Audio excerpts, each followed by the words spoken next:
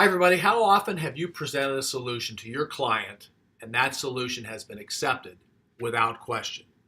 I assume the answer is never. I know it's never happened to me in my 40 plus year career. It just doesn't happen. Everybody gets objections. Now, how you handle objections is critical to your success.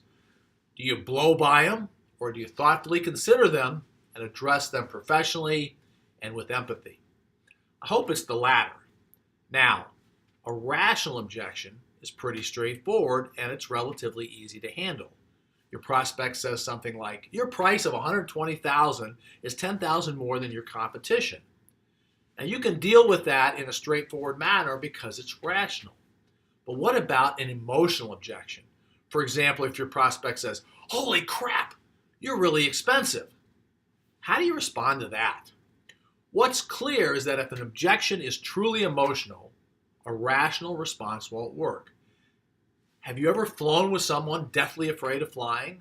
Or perhaps that someone is you. Does it do any good to hear, don't worry, statistically flying is the safest form of travel? Right. It's not helpful at all to someone in a highly emotional state. It's the same when your prospect has an emotional objection to your proposal. If they say something like, boy, you guys are really expensive, or I heard your company's just 3 guys in a garage, you have to have a more sophisticated conversation.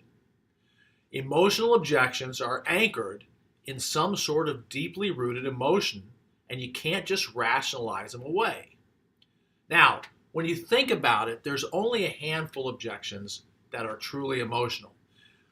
The top of my list includes things like price.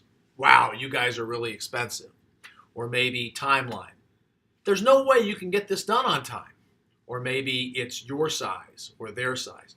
I heard you're just a couple of women in a basement, or the opposite.